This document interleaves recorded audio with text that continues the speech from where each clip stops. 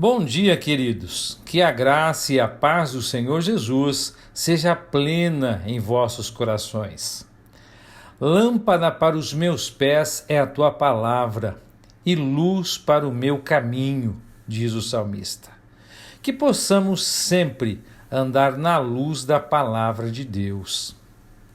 Meus irmãos, hoje entramos no segundo e último dia da exposição da carta de Paulo aos Colossenses e nos debruçaremos sobre os capítulos 3 e 4. No capítulo 3, dos versos 1 a 4, Paulo vai falar que ressuscitado com Cristo é a posição do crente. Em suas palavras, vocês estão mortos e a sua vida está escondida com Cristo em Deus. Estas são as grandes verdades do cristianismo. O crente morto com Cristo, ressuscitado com Cristo e possuindo uma vida que está oculta com Cristo em Deus e, portanto, segura, sã e salva. E esses fatos constituem o motivo controlador da vida do crente na terra. Se aprendidos com fé, levarão a alma a buscar as coisas que são de cima, onde Cristo está assentado à destra de Deus. A mente, então, estará constantemente fixada nas coisas do alto e não nas coisas que estão na terra.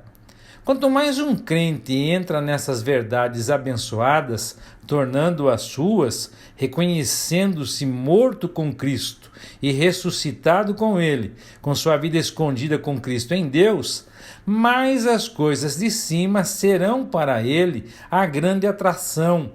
E as coisas que estão acontecendo aqui na terra perderão totalmente seu encanto. As coisas do alto são Cristo e sua glória. E esse estilo de vida, esse modo de vida, significa ter alegria e paz. É uma vida de obediência e quietude, vitoriosa sobre todas as circunstâncias terrenas. E porque é uma vida que está escondida com Cristo em Deus, está escondida do mundo. Mas nem sempre será assim. Chegará o dia em que esta vida, agora oculta, se manifestará plenamente. Quando Cristo, que é a nossa vida, for manifestado, então vós também sereis manifestados com Ele na glória. Será uma manifestação em glória. Isso vem quando Ele vier novamente. Como diz Tessalonicenses no capítulo 1, verso 10, quando Ele vier para ser glorificado nos seus santos e admirado em todos os que creram naquele dia. Não é o dia em que Jesus virá para os seus santos, é o dia de sua manifestação visível, quando Ele virá com os seus santos, que então compartilham sua glória e vêm junto com Ele. Dos versos 5 a 11 do capítulo 3, segue-se uma exortação para mortificar os membros que estão na terra. E que coisas vergonhosas e desavergonhadas se mencionam aqui: fornicação, impureza, afeição excessiva, má concupiscência e cobiça, que é a idolatria. Desta exortação dirigida aos crentes mortos e ressuscitados com Cristo, aprendemos que a velha natureza não foi erradicada no Filho de Deus. O crente sabe que o velho homem está crucificado com Cristo, como nós já inclusive falamos ontem, está lá escrito em Romanos, no capítulo 6, verso 6, e que estando em Cristo, ele não é mais visto por Deus como em carne, mas o crente também sabe que a velha natureza ainda está nele. Ele descobre isso diariamente, porque a carne cobiça contra o espírito.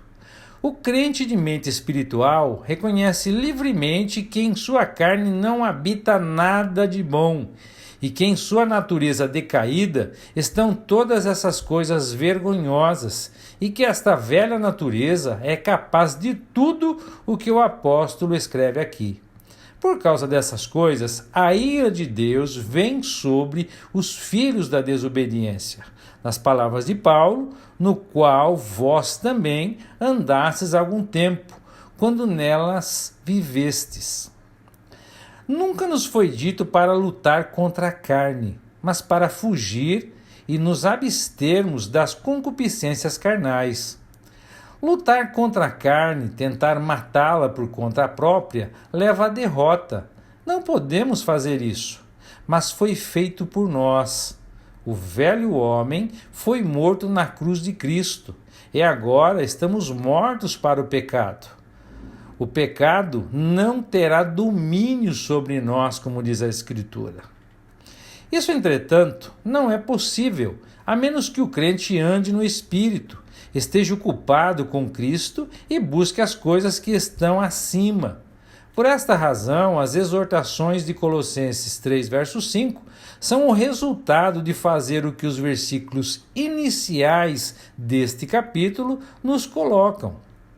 A raiva, a ira, a malícia, blasfêmia, comunicações sujas, mentir uns para os outros, são igualmente as obras da carne. E elas devem ser eliminadas ou lançadas para longe das nossas vidas. Isso porque a graça na redenção o tornou possível. Não há necessidade, portanto, de tolerar essas coisas por mais tempo em nossas vidas. Como diz Paulo, visto que vos despojastes do velho homem com as suas obras, e agora vos revestistes do novo homem, que se renova no conhecimento, à imagem daquele que o criou, onde não há grego e nem judeu, circuncisão e nem incircuncisão, bárbaro, cita, escravo ou livre, mas Cristo é tudo em todos. Nos versos de 12 a 24 do capítulo 3 até o verso 1 do capítulo 4, Paulo então vai dizer que, como eleitos de Deus, os cristãos devem se revestir, ou seja, realizar o querer de Deus nas coisas que manifestam Cristo em nós. Ele vai falar de entranhas de misericórdia, bondade, humildade de espírito, mansidão, longanimidade. Nos exorta a tolerar uns aos outros e nos perdoar uns aos outros. Isso é o resultado de verdadeiramente conhecer o Cristo ressuscitado e assentado na glória. Devemos perdoar como Cristo nos perdoou. A tudo que deve ser adicionado, temos que nos revestir. Literalmente, vestir duas vezes, nos cobrirmos com o amor, como aquele que é o vínculo da perfeição, que mantém tudo em seu lugar e aperfeiçoa cada detalhe da vida. Todos os verdadeiros filhos de Deus têm paz com o seu Senhor. E seu chamado em um corpo também é para ter a paz de Cristo residindo e presidindo em seus corações. Se Cristo é tudo para o crente e visto como estando em todos, em cada membro do corpo de Cristo, então essa paz reinará em cada coração e conheceremos o conforto e a alegria disso. Além disso, a palavra de Cristo deve habitar ricamente no coração do crente, em toda a sabedoria, pois é por meio de sua palavra que aprendemos a conhecê-lo melhor, e é por meio da qual somos mantidos juntos em sua comunhão. E tudo o que o crente faz em suas palavras ou atos deve ser feito em seu glorioso nome, dando graças a Deus Pai por ele. O Senhor Jesus deve estar em todos os nossos pensamentos, em cada palavra e em cada ação. Deve ser dada a Ele a preeminência. Esta deve ser a nossa consciência dessa relação que temos com Cristo, nessa vida que é dele em nós. E isso se aplica a tudo o que formos fazer. Agora, esposas, maridos, filhos, pais, servos e senhores são exortados a como caminhar nas diferentes relações ainda dentro do corpo de Cristo. A mesma submissão amorosa das esposas aos seus maridos nas palavras de Paulo, conforme convém no Senhor, é aqui declarada mais uma vez. E os maridos devem amar suas esposas e não ser amargos contra elas. Os crentes nesse relacionamento são exortados a dar nele uma bela demonstração da união que existe entre Cristo e sua igreja. Os filhos da família do crente devem ser criados vendo a verdade de que Cristo é tudo, exemplificado na vida familiar. Eles são exortados a obedecer aos pais em todas as coisas. Entre as características dos tempos perigosos com que se encerra a nossa era, encontramos a desobediência aos pais e sem afeição natural, como o próprio Paulo vai falar na segunda carta a Timóteo, no capítulo 3. E os pais devem tomar cuidado para não provocar a ira de seus filhos por meio de qualquer tratamento injusto, para que os filhos não sejam desencorajados a obedecê-los em todas as coisas. Quantas vezes o espírito de rebelião é fomentado nos filhos pelo tratamento que recebem dos pais, que não manifestam o amor de Cristo. Mas se Cristo é tudo na vida familiar, se a paz de Cristo preside nos corações e se a palavra de Cristo habita ricamente ali, então o amor governará todos. Os servos aos quais Paulo se refere aqui eram escravos que acreditaram e se tornaram verdadeiros libertos em Cristo. E esses escravos cristãos são exortados a obedecerem a seus senhores segundo a carne em todas as coisas. E ao servi-los, não os servindo como se fosse à vista, para serem elogiados, como servindo puramente para agradar aos homens, mas que servissem com fidelidade, mansidão e devoção. Eles então o fariam como se estivessem servindo ao Senhor. O lugar de honra pertencia a esses escravos em Cristo, pois eles podiam manifestar em seu lugar humilde a vida do nosso Senhor Jesus, que era aqui na terra o servo, que não veio para ser servido, mas para servir, sendo servo de todos. No dia vindouro de Cristo, muitos dos escravos que creram em Cristo Jesus e serviram com mansidão e humildade receberão uma grande recompensa. Parafraseando Paulo, Cristo neles, a esperança da glória. Sim, quão admiravelmente o conhecimento de Cristo exalta tudo o que ele permeia, e com que poder consolador desce em tudo que está desolado e abatido, tudo que geme, tudo que é humilhado neste mundo de pecado. 3 vezes nesses 2 versos, mantendo sua consciência na presença de Deus, o apóstolo traz o Senhor Jesus Cristo, para encher os corações desses escravos e fazê-los conhecer quem era o Senhor a quem eles verdadeiramente serviam. E aos senhores terrenos, temos uma exortação a dar aos escravos o que é justo e igual. Nas palavras de Paulo, sabendo que vocês também têm um mestre que está no céu. Diante desse mestre, todos terão que comparecer, e não haverá acepção e nem favoritismo de pessoas. Nos versos 2 a 4 do capítulo 4, como nós vimos, o primeiro verso desse capítulo pertence ao capítulo anterior. Mas aqui a oração é tida como a coisa mais necessária para aqueles que ressuscitaram com Cristo e sabem que estão completos nele. Sem oração contínua, a plena compreensão das grandes verdades reveladas nesta epístola é impossível.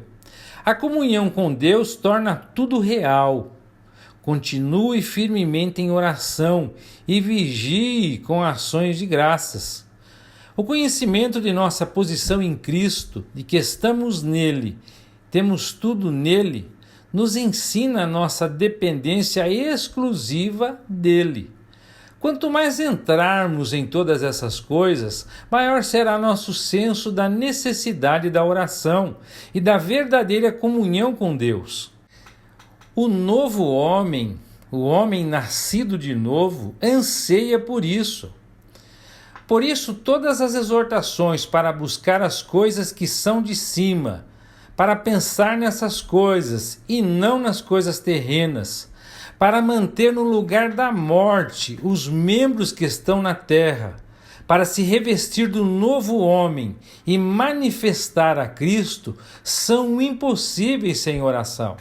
Sem oração contínua, a realidade e o poder de nossa posição e bênção em Cristo entram em declínio e logo são perdidos. É por meio da oração que conquistamos tudo. É o meio pelo qual penetramos mais profundamente em seu conhecimento.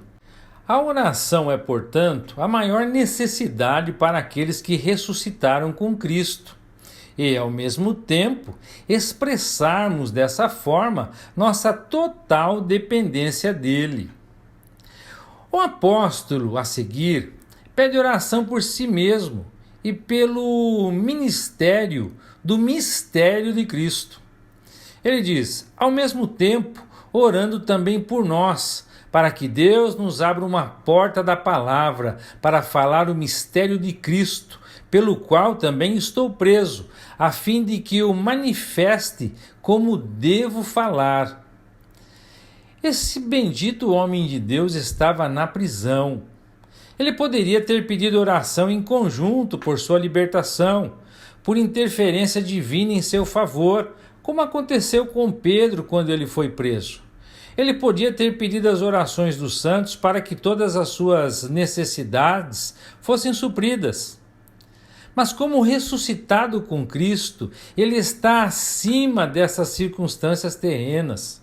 Seu pedido é a oração pelo Evangelho, o mistério de Cristo, tão preciosamente contado na primeira parte dessa epístola, como nós vimos ontem.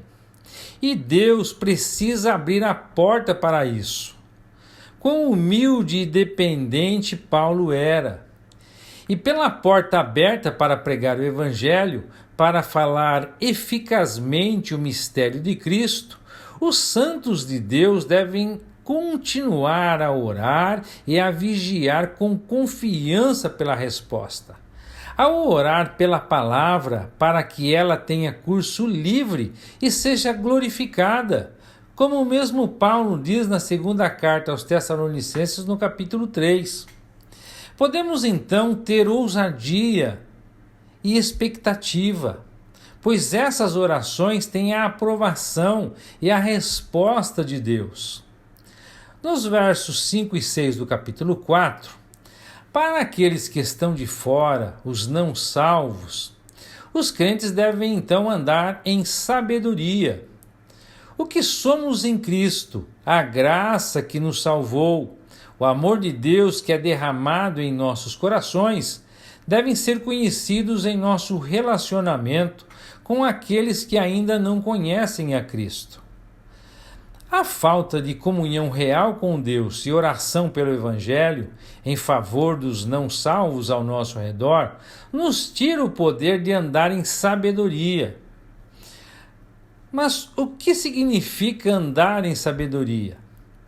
Significa dar testemunho aos de fora, quando chegar o momento adequado para isso se apresentar.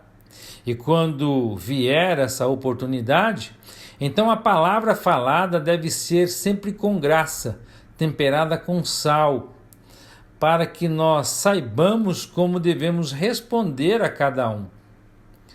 Dos versos 7 ao 17 do capítulo 4, as palavras que seguem todas essas exortações, como vimos, revelam agora a comunhão dos santos e seus diferentes serviços. Tíquico é mencionado primeiro.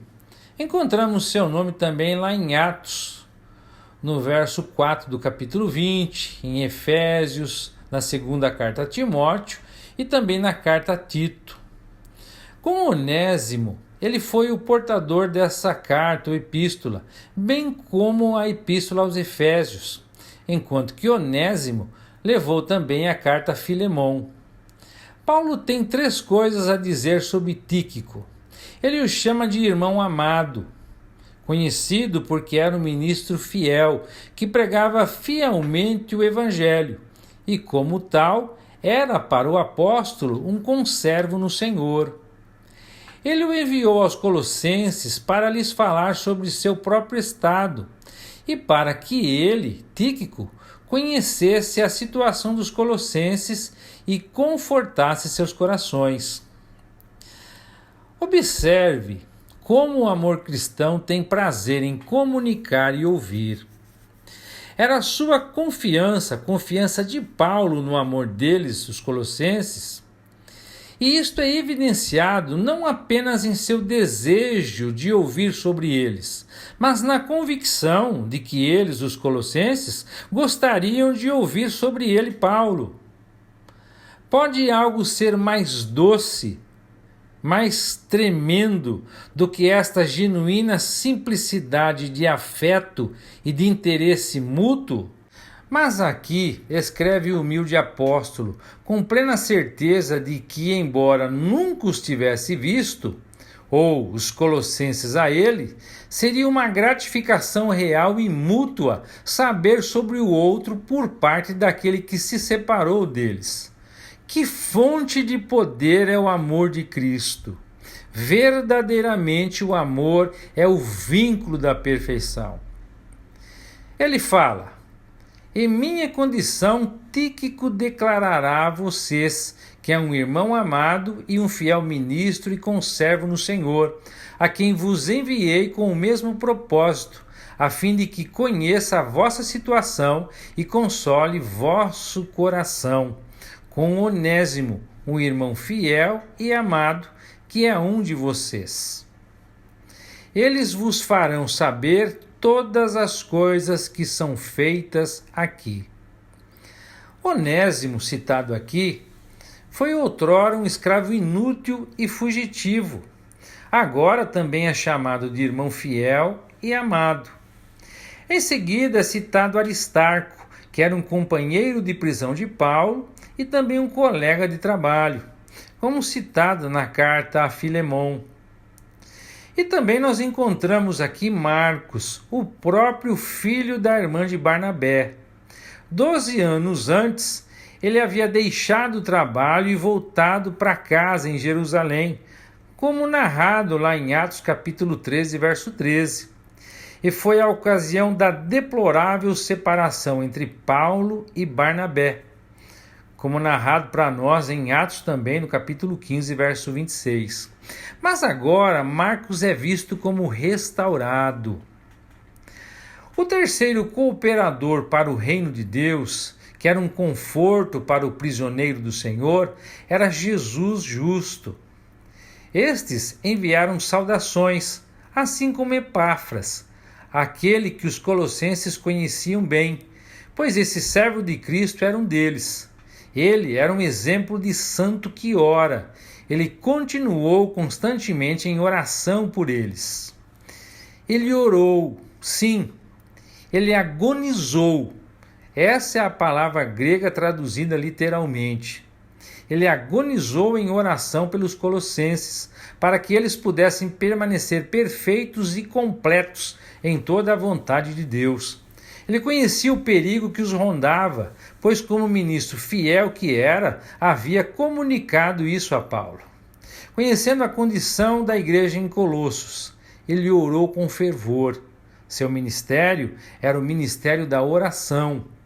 Paulo acrescenta sua própria palavra de elogio e aprovação. Ele diz: pois dou-lhe testemunho de que tem grande zelo por vós, e pelos que estão em Laodiceia, e pelos que estão em Hierápolis. Esse servo de Cristo não se afastou, mas tinha um interesse fervoroso e amoroso por eles. Lucas e Demas enviaram seus cumprimentos.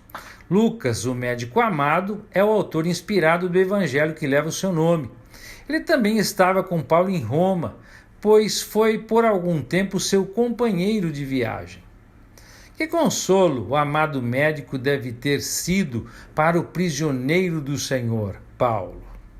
Demas é mencionado aqui, mas nenhuma palavra é dita sobre ele. Será que o mal estava trabalhando já em seu coração e que mais tarde irrompeu? Com certeza foi.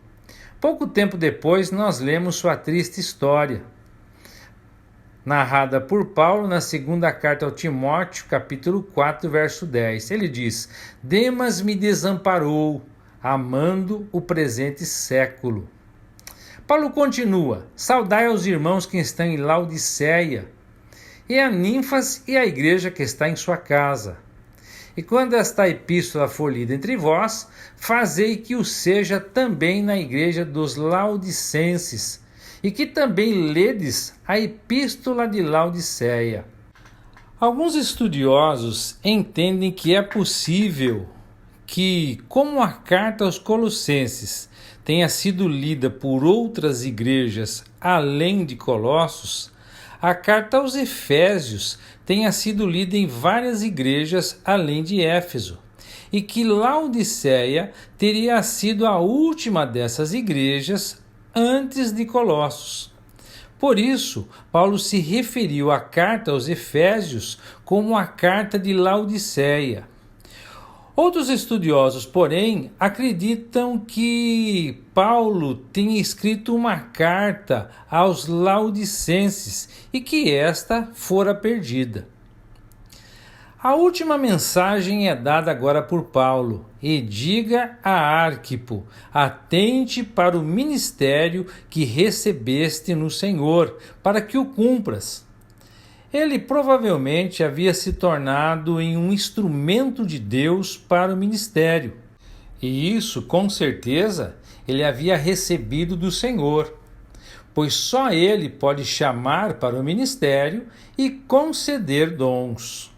No verso 18, Paulo vai dizer: a saudação da minha mão, Paulo. Lembre-se de minhas obrigações. A graça esteja com você. Esta carta foi ditada a um irmão que a redigiu, mas este versículo final foi escrito pelas próprias mãos de Paulo.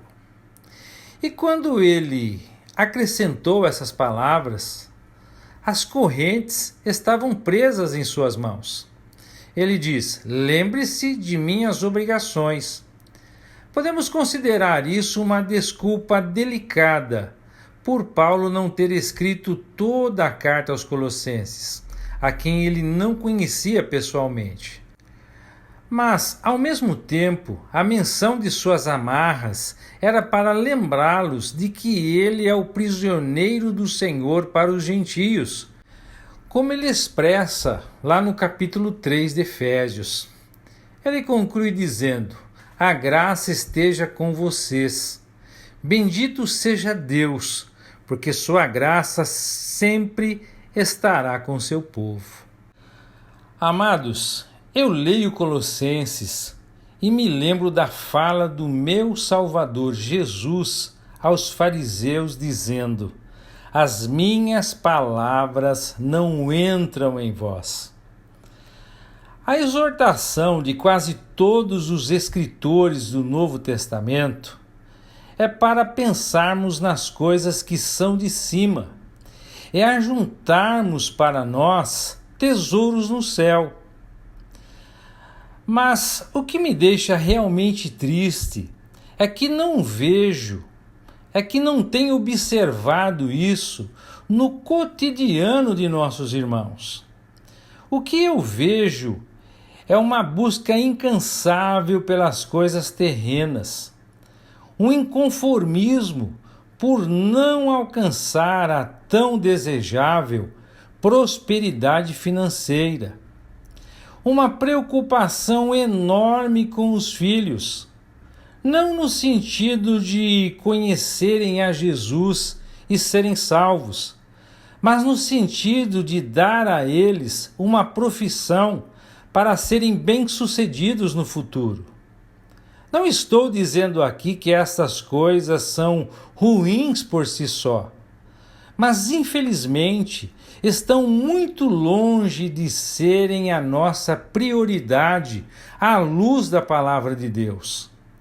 Nosso Salvador nos recomendou: buscai primeiro o reino de Deus e a sua justiça. Ele nos recomendou a acumularmos tesouros no céu. Paulo aqui fala de buscar as coisas que são de cima. Para vocês que não me conhecem pessoalmente, eu costumo dizer que sonho com os céus. Mas também sonho com meus filhos, parentes e amigos lá, juntos comigo. Nada nesse mundo me chama mais a atenção do que isso. Que o Eterno os abençoe e até a próxima, se Deus quiser.